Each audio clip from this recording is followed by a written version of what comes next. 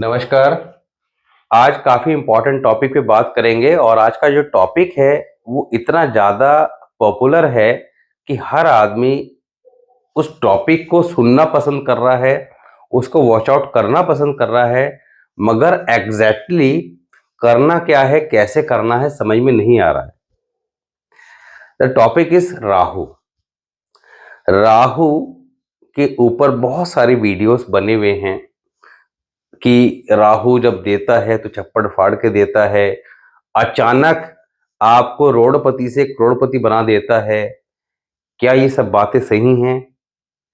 तो ये बात बिल्कुल सही है, मगर वो ऐसा नहीं करता कि आज आपने कुछ किया और अचानक 1-2 दिन में ही कुछ ऐसा हो जाएगा जो आपको बहुत ज़्यादा गेन दे देगा। उसके लिए आपको सिस्टमैटिकली समझना है। दूसरा, उपाय हर एक के लिए डिफरेंट डिफरेंट होते चले जाएंगे। उपाय की सही टेक्निक को समझना है। जब तक आप सही टेक्निक को नहीं समझेंगे तब तक आप अपने राहु, क्योंकि राहु तो सबकी कुंडली में अलग अलग तरीके से काम करेगा। आपका राहु किसी और तरीके से काम करेगा। आपके फैमिली में जितने भी चार्ट है सबके राहु के अलग अलग कॉम्बिनेशन, अलग अलग प्लेसमेंट, अलग अलग राशि में होना वो उसकी स्थिति को बताएगा कि उसको एग्जैक्टली कितना वो ठीक है, कितना खराब है, या कैसे उससे बेनिफिट लेने हैं, कैसे उसको अच्छा करना है। साथ ही एक होरोस्कोप के ऊपर भी डिस्कस करेंगे। प्रैक्टिकली जो पीछे रूल जितने भी बताए गए हैं, इस कुंडली को एग्जैक्टली एक्यूरेट वे में कैसे एनालाइज करना है। जब तक आपका एनालिसिस सही नहीं होगा तब तक आप अपनी रेमेडी को सही से नहीं कर पाएंगे। तो बीमारी जब पकड़ में सही से आ जाएगी तो उपाय भी सही से तभी काम करेंगे।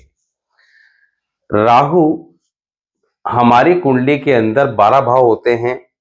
किसी का कहीं बैठा है, किसी का कहीं बैठा है। आज आप अपने चार्ट के अकॉर्डिंग इजीली ये समझ पाएंगे कि आप अपने राहु को 100% कैसे करेक्ट कर सकते हैं। अगर खराब है तो अच्छा कैसे कर सकते हैं, अच्छा है तो उससे ज़्यादा बेनिफिट कैसे ले सकते हैं। तो यहाँ पर आज कुंडली के 12 हाउसेस, ये क्या है, कुंडली के 12 हाउसेस में अलग अलग प्लेसमेंट के अकॉर्डिंग आपको उसके उपाय किस तरीके से करने हैं। लगन चार्ट, वर्षफल दोनों के कॉम्बिनेशन को लेके कैसे चलना है ताकि आपका राहु अगर कुंडली में खराब भी है तो उसको ग्रेजुअली ठीक किया जा सके, अगर अच्छा है तो उसके बेनिफिट ज्यादा कैसे लिए जा सके। दूसरी बात, कई बार हम ये समझते हैं कि हमारा राहु कुंडली में बहुत अच्छा है और कई बार समझते हैं कि हमारा राहु बहुत खराब है, मगर होता इसका उल्टा है। तो यहां पर आपका राहु कुंडली में खराब है या अच्छा है, अच्छा है तो आप उसको खराब समझ के उसके उपाय किए जा रहे हैं, वो भी सही बात नहीं है। और खराब है उसको अच्छा समझ के उसका कोई उपाय नहीं कर रहे हैं, ये भी काफी खराब बात है। तो एग्जैक्टली सबसे पहले समझना ये है कि अगर उसका प्लेसमेंट कहां पे है, कैसा है, वो अच्छा है, खराब है, कैसे उसको इजीली समझें। अब ये हमारी हॉरोस्कोप है। आप सभी के हॉरोस्कोप में ये कुंडली के 12 हाउसेस है। जिसको एस्ट्रोलॉजी के बारे में कुछ नहीं पता तो आप सिंपली समझ लीजिए कि ये हमारी कुंडली का फर्स्ट हाउस है। इसको आप नंबरिंग भी कर सकते हैं, जैसे फर्स्ट हाउस दैट इज लग्न, second house, third house, fourth, fifth, six, 7, 8, 9, 10, 11, 12, ये हमारे 12 हाउसेस हो गए। इन 12 हाउसेस में सबसे पहले बात करते हैं लगन।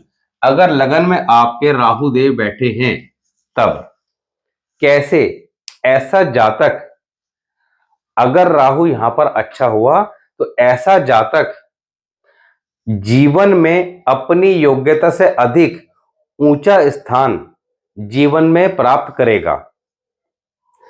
ऐसे जातक के मन में लॉट्स ऑफ प्लानिंग हमेशा दिमाग में चलती रहती, दिमाग शांत नहीं रहता, पीस ऑफ माइंड नहीं रहता, दिमाग में कुछ ना कुछ 24 घंटे सोचते विचारते रहते हैं। How to get more money, how to get more success, ये सब इनके दिमाग में चलता रहता है। अब राहु फर्स्ट हाउस में पॉजिटिव क्या रिजल्ट देता है कि जातक को बहुत ज्यादा एम्बिशियस बना देता है, मगर नेगेटिव क्या करता है कि यहां पर मार्स को खराब करता है, क्योंकि जब कालपुरुष कुंडली की बात करते हैं तो फर्स्ट हाउस के अंदर 1 नंबर की राशि आती है और उसके जो नेचुरल ऑनर है वो कौन है? मंगल। यहां पर सूर्य उच्च के होते हैं, सूर्य को राहु ग्रहण लगाते हैं, यानी कुंडली में अगर राहु फर्स्ट हाउस में बैठा है तो सूर्य कुंडली में कहीं भी बैठा है उस घर की स्थिति को खराब करेंगे। सूर्य सेकंड हाउस में है तो सेकंड हाउस खराब होगा, थर्ड हाउस में थर्ड हाउस खराब होगा, फोर्थ हाउस में फोर्थ हाउस खराब होगा। तो यहां पर जब तक आप इन सब चीजों को, रूल को नहीं समझेंगे, अब सपोज किसी का सूर्य उच्च की स्थिति में 10th हाउस में बैठा है, अब वो खुश हो रहा है कि मेरा सूर्य 10th हाउस में है, वो भी उच्च का। किसी एस्ट्रोलॉजर ने प्रेडिक्शन दे दी 10th हाउस में सूर्य उच्च का, ये तो आईएएस बनेगा। वो बेचारा बना ही नहीं, उसको तो नौकरी के लाले पड़े हुए हैं, परेशान है। बहुत सारे केस आते हैं ऐसे कि सर सूर्य उच्च का है और ये अपने घर का है, अपनी राशि का है, इस हाउस में बैठा है, उस हाउस में बैठा है, इसके रिजल्ट तो बहुत अच्छे हैं, मगर मिले क्यों नहीं? मिलने के पीछे जब तक आप सारे रूल अप्लाई नहीं करेंगे तो एग्जैक्टली समझ नहीं पाएंगे। राहु फर्स्ट हाउस में है तो इस राहु को कैसे अच्छा रखा जाए, दैट इज इंपॉर्टेंट। ऐसे जातक को, अब देखिए, अच्छा रखने के 3 तरीके हैं, पहले इस बात को समझिए। एक हमारी लगन कुंडली और दूसरी हमारी वर्षफल कुंडली। जो लोग फर्स्ट टाइम देख रहे हैं उनको बताएं कि लगन कुंडली जब हम पैदा हुए उस समय बन गई, अब उसको हम समझे कभी भी। कुछ लोग 50 साल की उम्र में अपने चार्ट को समझने का प्रयास करते हैं, अपनी लगन कुंडली को देखते हैं कि कौन सा अच्छा है, कौन सा खराब है, जीवन में ये परेशानी चल रही है तो उसके पीछे कारण क्या है। जो व्यक्ति भाग्यशाली होते हैं उनके चार्ट बचपन में एनालाइज कर लिए जाते हैं, उनके पेरेंट्स कर लें या वो खुद यंग एज में समझ लें। तो जितना जल्दी आप अपनी लगन कुंडली को समझ लें, सबसे पहले तो लगन कुंडली को समझना जरूरी है, क्योंकि हमारे जीवन में health, wealth, career, married life, education, संतान, मोस्टली इन 6 चीजों पे ही सारा का सारा सिस्टम वर्क करता है। इन 6 सेक्टर में से कोई ना कोई सेक्टर हर किसी का वीक होता है, चाहे दुनिया में कोई भी इंसान क्यों ना हो। ये बात अलग है कि किसी के 1 या 2 सेक्टर खराब है, किसी के 4 खराब है, किसी के 5 खराब है, मगर सारे किसी के खराब नहीं हो सकते, सारे किसी के अच्छे नहीं हो सकते। समय रहते अपने लगन चार्ट को समझ के ये समझ लेना कि हमारा कौन सा सेक्टर खराब है। अब डेली जब लोगों से बात की जाती है कंसल्टेशन के टाइम में, तो किसी का चार्ट कैरियर के पॉइंट ऑफ व्यू से बहुत अच्छा है, मगर there is challenges in married life, married life में चैलेंजेस हैं। अब जिसकी 35-40 साल की उम्र हो चुकी है वो अपनी मैरिड लाइफ के बारे में बता देता है, जिसकी नहीं हुई है तो उसको अलर्ट कर देते हैं कि भैया आपके यहाँ पर प्रॉब्लम रहने वाली है, इसके लिए अभी से ये काम करने स्टार्ट कर दो, ताकि at the time of marriage या आफ्टर द मैरिज आपको इस तरह की परेशानियां परेशान ना करें। तो लगन चार्ट की जो रेमेडीज हैं, it's work just like A homeopathy medicine, धीरे धीरे काम करेगी मगर बीमारी को जड़ से खत्म करेगी। साथ ही वर्षफल play the most important role, क्योंकि वर्षफल यह तय करता है कि इस साल कौन सा प्लैनेट किस तरह की स्थिति में है, उसके उपाय क्या करने हैं। लगन कुंडली में कोई प्लैनेट अगर अच्छी पोजीशन में है तो वर्षफल के अंदर खराब स्थिति में होने पर भी वो बहुत ज्यादा खराब रिजल्ट नहीं देगा। इसके अपोजिट लगन कुंडली में कोई प्लैनेट अगर खराब स्थिति में है तो वर्षफल के अंदर वो बहुत खराब स्थिति में होने पर भी, मतलब अगर लगन कुंडली में खराब है और वर्षफल में अच्छा है तो अच्छा होने के बावजूद भी ज्यादा अच्छे रिजल्ट नहीं देगा। वर्षफल यह तय करता है कि हमारा नया साल क्या होता है, जो हमारे बर्थडे से स्टार्ट होता है। अब किसी का बर्थडे नवंबर में आता है तो उसका नया साल नवंबर से स्टार्ट हो गया उसके बर्थडे से, एंड वर्चुअल अपना इफेक्ट 30 दिन पहले 40 दिन पहले देना स्टार्ट कर देता है। तो हमें 30-40 दिन पहले अपने वर्षफल को कंसिडर करना चाहिए कि ये साल जो हमारा नया साल है वो कैसा रहने वाला है, इस साल किस तरह के चैलेंजेस हमें देखने को मिलेंगे, कैसे उसको ठीक करना है। अब समझेंगे इसको। अब राहु की हम बात कर रहे थे कि फर्स्ट हाउस में किसी का राहु है, उसको क्या उपाय करने चाहिए, किस तरह से करने चाहिए ताकि वो अपने राहु, क्योंकि राहु फर्स्ट हाउस में बैठकर इस समय कुंडली का किंग है, इस वक्त वो बादशाह की पोजीशन पर है, और इसको अगर सेट कर लिया, बादशाह को ठीक कर लिया, पावरफुल कर लिया, तो यहां पर ये चीजों को ठीक कर देगा। राहु को कैसे आइडेंटिफाई करें कि आपकी कुंडली में कहीं भी प्लेस्ड है, अच्छा या खराब है? सिंपल सा, राहु क्या है? हमारे मन में आने वाले विचारों का कारक।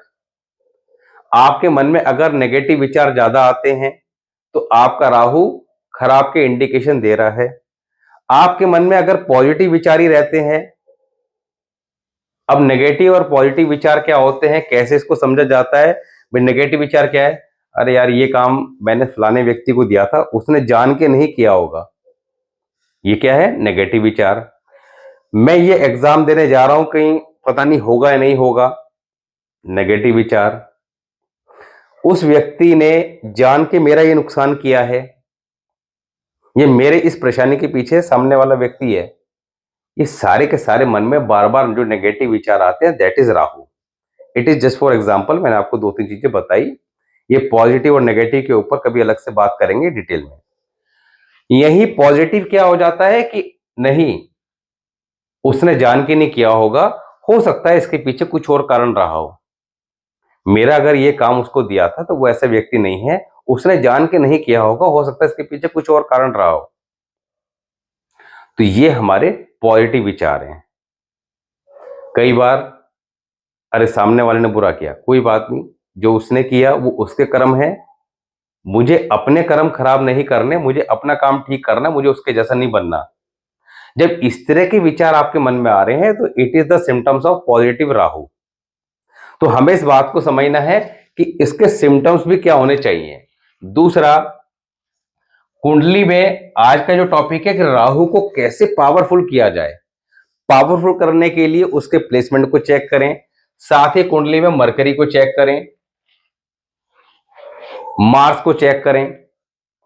अब यहां पर जिसके फर्स्ट हाउस में है उसको क्या करना है? गले में सोमवार के दिन एक चांदी की चैन, उसकी प्योरिटी ज्यादा से ज्यादा होनी चाहिए, शुद्ध चांदी की चैन अपने गले में गंगा जल से धोकर धारण कर लें, आजीवन पहन के रखें।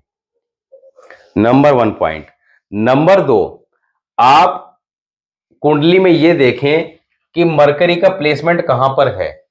मरकरी कुंडली में जहां भी प्लेस्ड है उसके अकॉर्डिंग, लगन चार्ट के अकॉर्डिंग आजीवन क्या करना है। जैसे राहु फर्स्ट हाउस के लिए, अभी हमने केवल राहु की बात करी, आपने गले में चांदी चैन पहन ली, तो यहां पर यह रेमेडी राहु को कितने परसेंट करेक्ट करेगी? आपका 30%। कैसे काम करेगी? ऐसा नहीं है कि चांदी की चैन आज पहन ली और 2-4 दिन में आप उसके रिजल्ट को देखने लगे कि अभी क्या होने वाला है, मैंने तो चांदी की चैन पहनी थी सोमवार को, आज शनिवार हो गया, कुछ हुआ तो है नहीं। नहीं होगा। It's work gradually, just like A homeopathy medicine. तो आपको इस बात को समझना होगा, क्योंकि जब तक इन चीजों को नहीं समझेंगे तब तक बात को नहीं समझ पाएंगे। तो नंबर 1, लगन चार्ट के अकॉर्डिंग हमने 30% इस राहु को करेक्ट कर लिया। Number 2, mercury. मरकरी क्या है? हमारी बुद्धि। अब राहु कुंडली के किसी भी हाउस में हो, मरकरी को पकड़ के रखना होगा। जैसा मरकरी वैसा Rahu. Why? Because the mercury is our mind. Mind के अंदर आने वाले विचारों का कारक राहु है, तो Rahu is the flower of mercury. तो मरकरी को ठीक रखना है। अब आपको कुछ नहीं पता कि मेरा मरकरी अच्छा है, खराब है, कहाँ है, कैसा है, ज्योतिष के बारे में नहीं पता। सिंपल से एक काम कर लीजिए, साबुत हरी मूंग रात को पानी भिगोया कीजिए, अगले दिन पक्षी को डाला कीजिए। अब अच्छा मरकरी हो या खराब हो, कैसा भी हो, वो ग्रेजुअली ठीक होना स्टार्ट हो जाएगा, मगर ये काम आपको हमेशा करना है। दूसरा, राहु अगर आपका फर्स्ट हाउस में तो गले में चांदी की चेन पहन लेनी है। अब ये दो काम करने से आपका जो राहु है वो आपका लगभग 60% करेक्ट हो जाएगा। अब बात हुई बचे 40% की।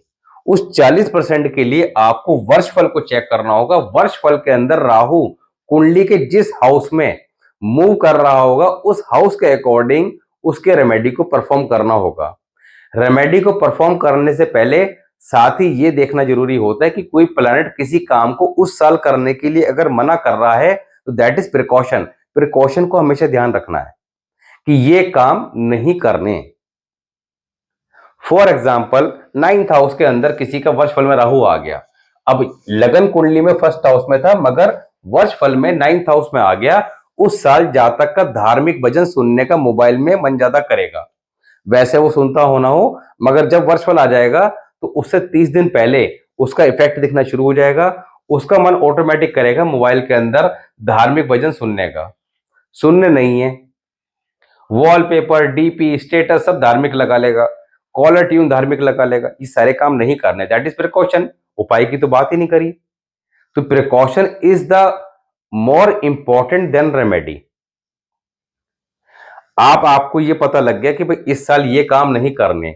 सेकंड और क्या करना है, आपने किसी प्रकार के teddy bear, soft toy, hanging doll ना ही उस साल खरीदनी है ना ही किसी से गिफ्ट लेनी है। और होता इसका उल्टा है, या तो फैमिली में कोई ना कोई खरीद के आ जाएगा घर में लेके कि लिए साहब, या कोई गिफ्ट कर जाएगा। अब आपने इस बात को दिमाग में सेट कर लिया कि भैया सबसे पहले इन दोनों बातों को वर्षफल के अकॉर्डिंग ध्यान रखना है ताकि उस साल राहु अपना नेगेटिव इफेक्ट ना दे पाए। क्योंकि ये दोनों काम अगर आप करेंगे, गिफ्ट लेने वाला या बाय करने वाला और साथ ही ये मोबाइल में जो बताया आपको, तो इससे आपके राहु के नेगेटिव इफेक्ट मिलने शुरू हो जाएंगे। पॉजिटिव करने के लिए क्या करना है कि राहु 9th हाउस में बैठा है, प्रिकॉशन तो समझ ली कि ये काम नहीं करना है। पॉजिटिव करने के लिए क्या करना है, राहु कहां बैठा है, 9th हाउस में। 9th हाउस किसका है, जुपिटर का। जुपिटर को स्ट्रॉन्ग कर लेना है अकॉर्डिंग टू वर्षफल। तो यहां पर जब इस कॉन्सेप्ट को इस तरीके से करेंगे तो आप इसको वर्षफल के अकॉर्डिंग बाकी 40% को भी करेक्ट कर पाएंगे। अब आपने 60% तो परमानेंट सेट कर लिए, 40% को हर साल सेट करते जा रहे हैं। जब लगातार वर्षफल के अकॉर्डिंग सेट करते जाएंगे तो आपका राहु आपको ह्यूज सक्सेस निश्चित तौर पर देगा, क्योंकि आपने कॉन्सेप्ट को समझ लिया। Because the remedies are just like a medicine. कौन सी खानी है, कब खानी है, कैसे खानी है, इस बात को समझना जरूरी है। राहु फर्स्ट हाउस में जब होता है तो कोई ना कोई कोर्ट केस जातक को जीवन में जरूर देता है। तो इसलिए जब आप इन सब चीजों को फॉलो करना स्टार्ट कर देंगे तो आपको परेशानी नहीं आएगी, या आएगी तो परेशान नहीं करेगी। सेकंड हाउस में अगर यही राहु देव पहुंच जाते हैं तब क्या होता है, सेकंड हाउस में जाने पर ups and down in career. ऐसे जातक का जीवन या तो जस्ट लाइक ए किंग होता है या जस्ट लाइक ए फकीर होता है। ऐसा जातक या तो बहुत ज्यादा ऊंचाइयों पे रहता है, बहुत अच्छी पोजीशन पे रहता है, या बहुत ज्यादा डाउन पोजीशन पे आता है। मगर ये लोग क्या होता है जीवन में हमारे साथ कि जब बहुत अच्छी पोजीशन में होते हैं तो हम हवा में उड़ते हैं कि सब कुछ अच्छा चल रहा है, कोई कुछ नहीं होता, प्लैनेट्स कुछ नहीं होते, ये कुछ नहीं होता, वो कुछ नहीं होता, भगवान कुछ नहीं होता, फिर तो अपने लाइफ में जिए जा रहे हैं। जब अचानक उस गुब्बारे की हवा निकलती है, जमीन पे आके गिरते हैं और चारों तरफ से दिमाग चकरा जाता है कि ये हो क्या गया, मैं तो राजा था। फिर यूट्यूब पे जाके देखने की कोशिश करते हैं। अरे भाई पहले ही समझ लो ना, क्योंकि वो सेकंड हाउस का राहु या तो जस्ट लाइक ए किंग बनाएगा, जस्ट लाइक ए फकीर। तो किंग ही बने रहो, फकीर बनने वाली नौबत क्यों आने दो। क्या करना है, ऐसे जातक के घर में ups and down in career, जातक के घर में कलह का वातावरण बनाता है। ऐसे जातक के ऊपर किए किराए का कोई ना कोई इफेक्ट रहता है। जातक की वाणी में दोष पैदा कर देता है, जातक को गुस्सा आता है तो सामने वाले को खरी खोटी सुना देता है, या इनकी बात सामने वाले को जहर की तरह कड़वी लगती है। ये खुद ही परेशान हो जाते हैं कि मेरे मुंह से ऐसा निकल क्यों गया। और सारा खेल वाणी का है। वाणी के जो तीर है वो एक बार निकल गया तो उसने सारे सालों के रिलेशन एक मिनट में खराब कर दिए। ऐसा जातक अपने लाइफ पार्टनर का अपमान करने वाला होता है, गालियों का मास्टर होता है, इनको गालियां बहुत देने की आदत हो जाती है। अब इस राहु को कंट्रोल क्यों करना जरूरी है? क्योंकि सेकंड हाउस परिवार का है। परिवार में सुख शांति के लिए, जीवन में तरक्की करने के लिए क्या करना चाहिए? These people always stay in upper floor, never stay in ground floor. Normally these people stay in upper floor, normally ये अपर फ्लोर पे ही रहते हैं, मगर if they stay in ground floor, the घर के अंदर लड़ाई झगड़े की स्थिति बढ़ जाती है। चांदी की ठोस गोली चांदी की चैन में डाल के गले में धारण कर सकते हैं, मगर उसके लिए लगन चार्ट के अंदर लगन की पोजीशन को चेक करना जरूरी होता है। अदरवाइज बिना लगन को चेक करे चांदी की ठोस गोली आप अपनी जेब में रखें परमानेंट। हमेशा अपर फ्लोर पर रहें, कभी किसी से इलेक्ट्रॉनिक आइटम या इलेक्ट्रिक आइटम गिफ्ट ना लें। इन 3 बातों का ध्यान रखें। साथ ही मरकरी, तो ये 3 बातों का ध्यान रखने से ये 30% करेक्ट हो जाएगा, जीवन में तरक्की भी देगा। मरकरी को भी आप कंसिडर करते हैं तो 60% तक हो जाएगा। वर्ष फल के अकॉर्डिंग भी उसको चेक कर लेते हैं तो 100% हो जाएगा। तो बात ये आ रही है कि हम रेमेडीज करते हैं तो कितने परसेंट के लिए करते हैं और कैसे उसके ज्यादा बेनिफिट लेने हैं। यही राहु थर्ड हाउस में, तो थर्ड हाउस और सिक्स्थ हाउस राहु का एक्सीलेंट प्लेसमेंट माना गया है, मगर थर्ड हाउस में यही राहु खराब भी हो सकता है। अब खराब के सिम्टम्स क्या हैं? ऐसे जातक की इंस्टीट्यूशन पावर बहुत ज्यादा स्ट्रांग होती है, इनको कई बार भविष्य में होने वाली घटनाओं का एहसास हो जाता है। जातक के घर में किसी न किसी प्रकार के हाथी या ताजमहल के खिलौने, स्टेचू, फोटो वगैरह कुछ ना कुछ मिल जाता है, जो कि बैड राहु के सिम्टम्स है, कभी नहीं रखने चाहिए, ना ही किसी से गिफ्ट लेने चाहिए। ऐसे जातक को दूसरे धर्म, राहु इस द दूसरा धर्म, दूसरे धर्म यानी कि मजार पे जाकर दरगाह पे जाने की आदत होती है, मगर दे शुड नेवर गो। जब जब जाएंगे तब तक लाइफ में परेशानी आएगी। ताजमहल क्यों मना किया गया? क्योंकि ताजमहल भी जो है वो आपका एक दरगाह का पार्ट है, क्योंकि वहां मकबरा है। तो इनको दूसरे धर्म की पालना नहीं करनी चाहिए, दूसरे धर्म की चीजें घर में नहीं रखनी चाहिए। अब जो लोग मुस्लिम धर्म से संबंध रखते हैं उनको लिए दूसरा धर्म जो है वो आपका, जैसे मुस्लिम के लिए दूसरा धर्म क्या हो गया? ईसाई वाला धर्म हो गया, हिंदू हो गए। तो कईयों को होता है ना कि वो उधर जा रहे हैं और इधर वाले उधर जा रहे हैं। तो अगर आपका जन्म किसी भी धर्म में हुआ है तो आपकी मर्जी से नहीं हुआ है, वो उसके पीछे के कुछ बहुत सारे कारण होते हैं। तो हमें उन बातों को समझना चाहिए। साथ ही इन बातों का ध्यान रखेंगे तो क्या होगा? ऐसे जातक को जीवन में धन कमाने के लिए अत्यधिक मेहनत करनी पड़ती है, इनको आसानी से कुछ मिलता नहीं है। हालांकि these people are obedient child. इनके ससुराल वाले रिच होते हैं, रिच नहीं होते तो आफ्टर मैरिज रिच हो जाते हैं। फोर्थ हाउस में यही राहु बैठा है। अब आपको एक बात समझ में आ गई होगी कि राहु फर्स्ट हाउस में, सेकंड हाउस में, थर्ड हाउस में कहीं भी है, 30% करेक्ट कैसे करना उसकी बात लेके चल रहे हैं। बाकी 30% को मरकरी को चेक करना पड़ेगा तो वो 60% पहुंच जाएगा। वर्षफल के अकॉर्डिंग भी अगर आप फॉलो करेंगे, तीनों को लेके चलेंगे तो 100% करेक्ट करते चले जाएंगे। और जब ये लगातार 100% करेक्ट होगा तो आपको लाइफ के अंदर बहुत ज्यादा ह्यूज सक्सेस दे देगा, क्योंकि ये जब देता है तो निश्चित तौर पर छप्पड़ फाड़ के देता है, इसमें किसी प्रकार का संदेह नहीं है। Because the Rahu is the elephant, हाथी। फोर्थ हाउस में राहु बैठा है।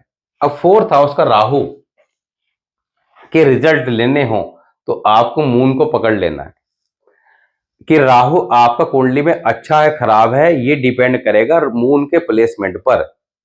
चंद्रमा कुंडली में कहां बैठा है? अब राहु फोर्थ हाउस में है, चंद्रमा फर्स्ट हाउस में है, प्लेसमेंट एक्सीलेंट है, मगर फर्स्ट हाउस में बैठकर अच्छा होना चाहिए या उसको अच्छा कर लेना चाहिए। अब फर्स्ट हाउस के मून को अच्छा कैसे करें, ये सब बातें पहले बता रखी हैं, तो वहां जाके आप समझ सकते हैं कि आपका मून कहां पर है। तो मून के प्लेसमेंट को चेक करें। मून कुंडली में जहां भी हो उस मून को आप हमेशा ठीक रखें। ठीक रखने के 2 तरीके, लगन चार्ट के अकॉर्डिंग ठीक रखे और वर्षफल के अकॉर्डिंग ठीक रखे। हालांकि आगे आने वाली वीडियोस में मून, जैसे राहु की आज बात कर रहे हैं, ऐसे मून की और मरकरी की बात भी कर लेंगे, ताकि आपका पिछला सारा का सारा रिवीजन एट ए क्लास एक ही क्लास में हो जाए। फिफ्थ हाउस के अंदर अगर राहु प्लेस्ड है तो क्या करेगा? फिफ्थ हाउस का राहु संतान, एजुकेशन, रोमांस, पांचवा घर किसका है? रोमांस का। पांचवा घर किसका है? एजुकेशन, संतान, जुआ, सट्टा, लॉटरी, शेयर मार्केट, इन सब में प्रॉब्लम क्रिएट करता है। जातक की 16 से 21 वर्ष की आयु के बीच में स्पेसिफिक टाइम पीरियड की बात करें तो समटाइम 17-18 के आसपास एजुकेशन में कोई ना कोई प्रॉब्लम क्रिएट करता है। और बहुत सारी चीजें हैं, वो रब बता रखी है पहले। तो राहु इन सब चीजों में प्रॉब्लम क्रिएट ना करे, उसके लिए क्या करना है? एक चांदी का हाथी, शुद्ध चांदी का ठोस हाथी, गंगा जल किसी कटोरी में डालकर उसमें खड़ा कर ले। कटोरी अगर चांदी की हो तो दैट इज एक्सीलेंट, नहीं तो नॉर्मल कटोरी भी ले सकते हैं। खड़ा करके हाथी के आगे के दोनों पैरों में लाल रंग का रेशमी धागा बांधकर अपने घर की पूर्व दिशा में स्थापित कर ले। तो एक काम करने से आपका ये 30% वाला, फिर उसके बाद मरकरी और उसके बाद वर्षफल, सिंपल सी बात है। इसी तरह सिक्स्थ हाउस का राहु बहुत बढ़िया, जातक को विदेश के अंदर सेट करा देता है, विदेश की यात्राएं करा देता है। ऐसे जातक जीवन में ऐश पसंद करते हैं। ऐसे जातक के मित्र जीवन में अच्छे नहीं होते, जीवन में धोखा देते हैं। They should always aware from the friend. Friend रखने चाहिए मगर ब्लाइंड फेथ नहीं करना चाहिए। क्या करना चाहिए? नंबर 1, लेड मेटल की बॉल, उसको काला करके, अभी लेड मेटल की बॉल आपको अमेजन वगैरह पे इजीली मिल जाएगी, परमानेंट अपनी जेब में रखें। गॉगल्स वगैरह आप इस्तेमाल करते हैं, प्योर ब्लैक कलर के करें। आपका अगर कोई व्यापार करते हैं बिजनेस है तो वहां के जो शीशे हैं वो ब्लैक कलर के रखें। साथ ही मरकरी और वर्षफल इसको भी कंसीडर करें। नहीं तो मरकरी की जो रेमेडी बताई है अभी आपको, मूंग की दाल वाली, एटलीस्ट वो तो कंटिन्यू करें ही करें। मगर आप प्रॉपर अगर मरकरी का लगन कुंडली में प्लेसमेंट, वर्षफल में प्लेसमेंट, यानी कि मरकरी और वर्षफल दोनों को पकड़ के हमेशा चलना है। जितना मरकरी को अच्छा रखेंगे और साथ में राहु की रेमेडी डायरेक्टली कर लेंगे, उतना ज्यादा ये अच्छा होता चला जाएगा। क्योंकि अच्छा तो करना है, कितना अच्छा करना है, ये आपके कितना अच्छा है उस बात को समझना है। सेवेंथ हाउस में यही राहु आ जाता है तो यहाँ पर मैरिड लाइफ में चैलेंजेस क्रिएट करता है। These people start their career with job and finally shift into the business. अपना कैरियर जॉब से स्टार्ट करते हैं, चाहे सरकारी नौकरी में क्यों ना हो, क्योंकि सरकारी नौकरी के योग वो अदर और सारे कॉम्बिनेशन से देखे जाते हैं, मगर जीवन में व्यापार करते जरूर हैं। मैरिड लाइफ में थोड़ा समस्या क्रिएट करते हैं, उसको ठीक रखने के लिए आपका मरकरी प्लस इस राहु को ठीक करने के लिए क्या कर सकते हैं? एक कांच के बर्तन में गंगा जल भरकर उसकी बोतल को सील्ड करके अपने घर में हमेशा रखें। उसको साल 6 महीने में पानी को चेक करते रहें कि अगर किसी कारण कम होने लगे तो सील्ड खोल के पानी डाल दें और उसको दोबारा सील्ड कर दें। यही राहु 8th हाउस में बैठा है तो 8th हाउस का राहु या तो जातक को विदेश पहुंचाता है या जेल पहुंचाता है। अब जेल कब पहुंचाएगा? खराब हुआ तो जेल पहुंचाएगा, अच्छा हुआ तो विदेश पहुंचाएगा। राहु 8th हाउस में अचानक चोट, अचानक बीमारी का कारक भी है, क्योंकि 8वां घर है इन सब चीजों का। इस राहु को कैसे ठीक रखा जाए? ऐसे जातक के घर की जो टैप्स वगैरह हैं, टंकियां हैं, उनमें अक्सर लीकेज जल्दी स्टार्ट हो जाती है, घर की दीवारों में सीलन जल्दी आ जाती है, तो ये सब राहु खराब के लक्षण है। घर में कोई ना कोई फ्यूज बल्ब वगैरह रखे होते हैं तो ये सारी चीजें अवॉइड करनी चाहिए। टैप्स वगैरह में लीकेज हो तो उनको परमानेंट जल्दी से जल्दी ठीक करा के रखना चाहिए। साथ ही ऐसे जातक को नजर बड़ी जल्दी लगती है, ऐसे जातक के रिश्तेदार इनसे जेलस फील करते हैं। क्या करें? रेड कलर के अंडरगारमेंट यूज करें। साथ ही आपका इसको और इसको पकड़ के चलें, मरकरी और वर्षफल। यही राहु 9th हाउस में पहुंच जाएगा तो क्या करेगा? जातक के खानदान में किसी न किसी की 2 शादियां अवश्य होती हैं, इंटरकास्ट मैरिज के योग बन जाते हैं, जातक दूसरे धर्म के प्रति आकर्षित होता है, बट नहीं होना चाहिए। इनके घरों में टेडी बियर सॉफ्टवेयर काफी ज्यादा रखे मिल जाते हैं, जो कि it is the symptoms of bad Rahu. कभी नहीं रखने चाहिए, घर से हटा के फेंक दो। मोबाइल में धार्मिक भजन सुनना, धार्मिक गाने सुनना, घर के अंदर कोई म्यूजिकल ऐसा इंस्ट्रूमेंट जिसमें सुबह शाम कुछ धार्मिक बजता हो, ये सब होना, घर की डोरबेल धार्मिक होना, वॉलपेपर डीपी स्टेटस धार्मिक लगाना, ये सब खराब राहु के सिम्टम्स है। इनको कभी नहीं करना चाहिए। साथ ही कहां बैठ गया? 9th हाउस में, कुंडली के अंदर पितृ ऋण क्रिएट कर देता है। तो जब पितृ ऋण क्रिएट करेगा तो जातक के जीवन में वैसे संघर्ष बढ़ देगा, तो तरक्की कहां से मिलेगी? तो बृहस्पति कुंडली में जहां बैठा है उसके अकॉर्डिंग हर साल वर्ष फल के अकॉर्डिंग उपाय करें, लेकिन कुंडली के अनुसार उपाय करें। परमानेंट एक उपाय जरूर करें, पीपल के पेड़ पे जल चढ़ाते रहे, माथे पे केसर का तिलक लगाते रहे, हल्दी का, और इन बातों का ध्यान रखें। तो यही 9th हाउस का राहु जो खराब स्थिति में है, यही ग्रेजुअली पॉजिटिव होना स्टार्ट हो जाएगा और अच्छे रिजल्ट देना स्टार्ट कर देगा। 10th हाउस के अंदर राहु बैठा है, तो 10th हाउस किसका है? कालपुरुष कुंडली के हिसाब से मकर राशि। Saturn is the owner of 10th house. Rahu किसका एजेंट है? शनि का। शनि का टॉपिक लेने का मन था आज कि शनि के टॉपिक को दूसरे तरीके से डिस्क्राइब किया जाए, बिकॉज द मोस्ट इंपॉर्टेंट, क्योंकि शनि एक ऐसा पावरफुल प्लैनेट है जो पूरी कुंडली को हिला सकता है। उसको लेंगे फर्दर, क्योंकि वो काफी लंबा होने वाला था। अब 10th हाउस में सैटर्न जब के हाउस में कोई भी प्लैनेट बैठ जाए तो वो सैटर्न के अकॉर्डिंग अपना रिजल्ट देता है। राहु तो वैसे भी उसका फॉलोवर है, तो सैटर्न को चेक करना होगा। ऐसे जातक अपने सर पर कभी भी कोई टोपी कैप इस्तेमाल करे तो व्हाइट या रेड होनी चाहिए, ब्लू ब्लैक हमेशा अवॉइड करनी चाहिए। That is precaution according to lagan chart.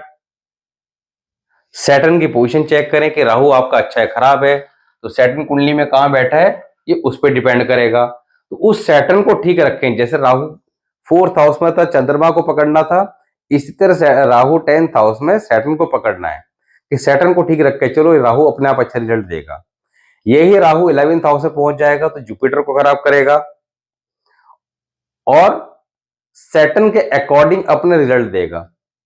ऐसे जातक की लाइफ में फिजूल खर्चे बहुत ज्यादा होते हैं, लॉट्स ऑफ एक्सपेंसेस बने रहते हैं, कैरियर रिलेटेड चैलेंजेस आते हैं, फ्लक्चुएशन इन इनकम होती है, कभी इनकम इनकी बहुत अच्छी हो जाती है, कभी बहुत ज्यादा डाउन पोजीशन में चली जाती है।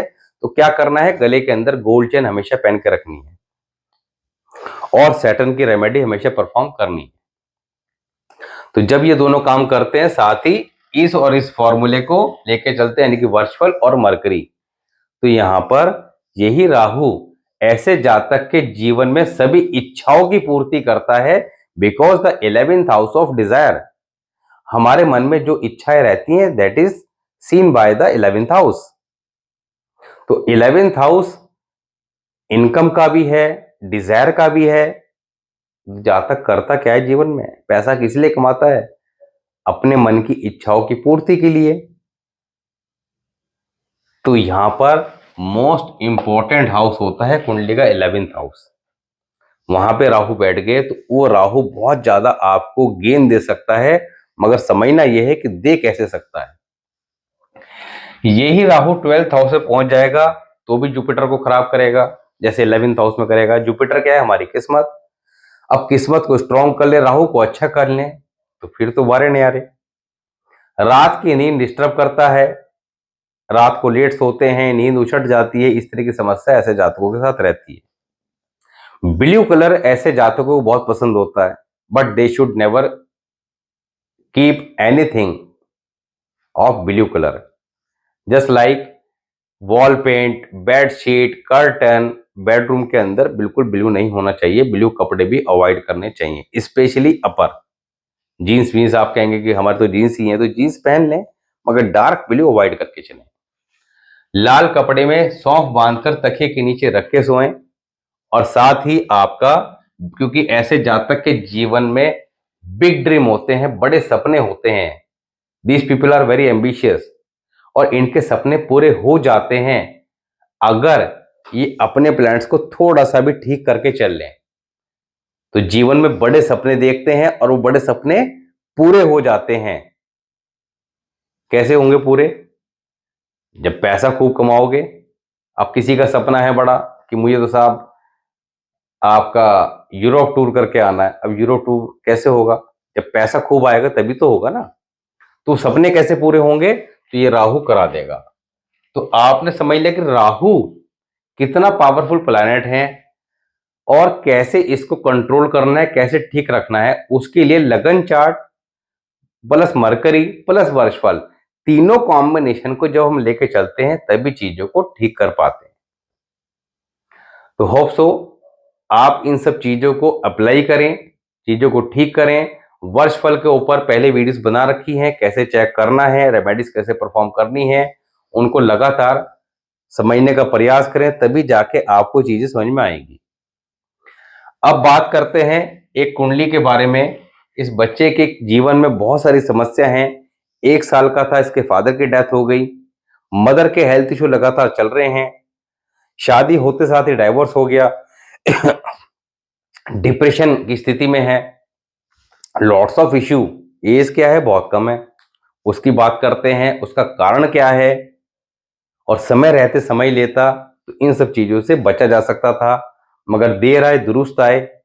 अभी भी चीजों को ठीक कर सकते हैं क्योंकि अभी उसकी आयु बहुत कम है। तो कैसे ठीक करना है उसकी बात करते हैं।